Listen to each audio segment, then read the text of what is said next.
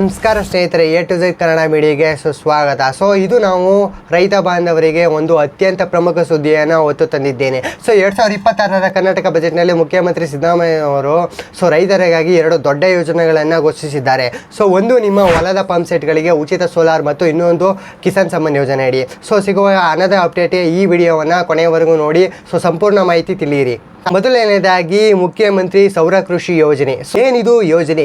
ಸರ್ಕಾರವು ರೈತರ ಕೃಷಿ ಪಂಪ್ ಸೆಟ್ಗಳಿಗೆ ಹಗಲು ವೇಳೆಯಲ್ಲಿ ತಡೆಯುವ ವಿದ್ಯುತ್ ನೀಡಲು ಈ ಯೋಜನೆಯನ್ನ ಜಾರಿಗೆ ತಂದಿದೆ. ಸುಮಾರು 10,500 ಕೋಟಿ ವೆಚ್ಚದಲ್ಲಿ 3,000 ಮೆಗಾವ್ಯಾಟ್ ಸೌರ ವಿದ್ಯುತ್ ಉತ್ಪಾದಿಸುವ ಗುರಿಯನ್ನು ಹೊಂದಲಾಗಿದೆ.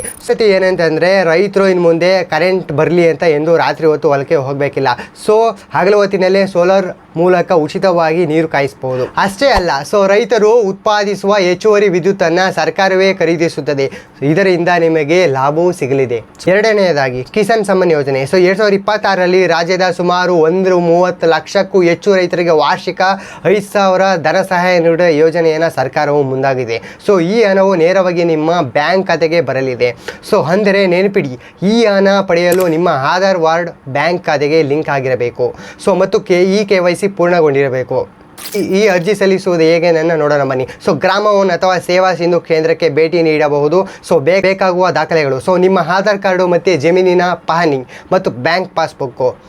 ಒಂದು ಚಾಲ್ತಿಯಲ್ಲಿರುವ ಮೊಬೈಲ್ ಸಂಖ್ಯೆ ಅಷ್ಟೇ. ರೈತ ಬಾಂಧವರೇ, ಈ ಮಾಹಿತಿಯನ್ನು ನಿಮ್ಮ ಎಲ್ಲ ರೈತ ಮಿತ್ರರಿಗೆ ಶೇರ್ ಮಾಡಿ ಮತ್ತು ನಮ್ಮ ಹಿಂದಿನ ವಿಡಿಯೋಗೆ ಇಷ್ಟವಾದಲ್ಲಿ ಲೈಕ್ ಮಾಡಿ. ಮತ್ತು ಈ ಥರದೇ ಹೆಚ್ಚಿನ ಮಾಹಿತಿಗಾಗಿ A to Z Kannada media ಚಾನಲ್ಗೆ ಸಬ್ಸ್ಕ್ರೈಬ್ ಆಗೋದನ್ನು ಮರಿಬೇಡಿ.